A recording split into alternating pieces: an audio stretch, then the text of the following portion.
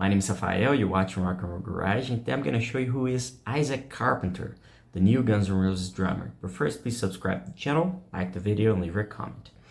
Well, Isaac was recently announced by Guns N' Roses as the replacement for Frank Ferrer, who was the band's drummer for 19 years.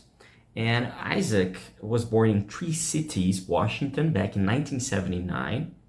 So he was about 8 years old when Guns N' Roses released in 1987 their groundbreaking studio album, Appetite for Destruction. His first band was Louder Milk, which, now this is very, very interesting, initially was a Guns N' Roses cover band, which was called 22s and Tulips. But then they started to write their own songs and they became Louder Milk.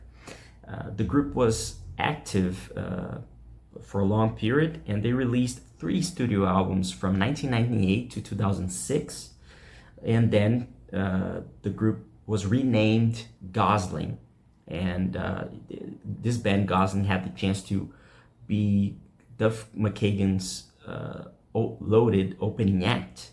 And the curious thing is that Isaac Carpenter later on became, from 2009 to 2011, the drummer for Duff McKagan's Loaded, the band of the Guns N' Roses bassist, Duff McKagan.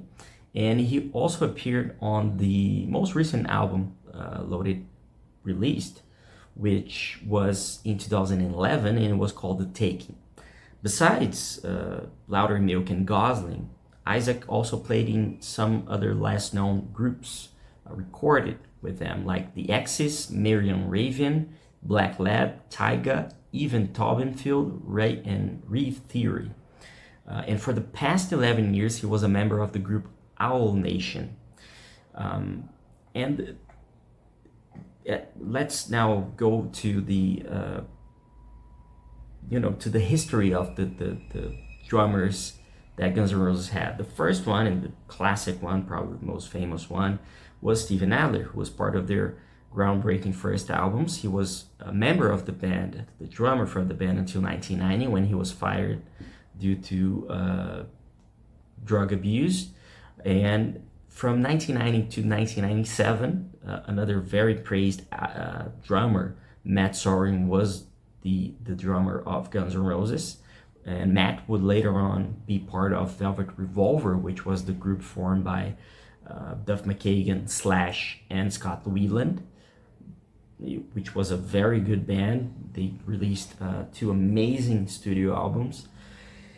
And later on, from 1997 to 2000, the drummer of Guns N' Roses drummer was Josh Freese, who more recently in the past decades played with Offspring and is now the drummer of Foo Fighters. He replaced Taylor Hawkins on drums.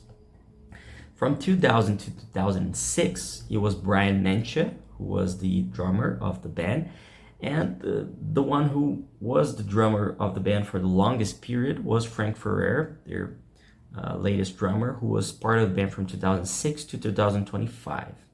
But why Frank Ferrer left the group? Well, it's unclear, but it seems it wasn't his decision. It was the band's or the management's decision, because in the official statement he released, he said that he was happy that he had the chance to have this experience of being Guns N' Roses drummer for this long, but he was also felt some disappointment that the chapter of his life came to an end, this chapter. And so it seems like he was fired. He was let go.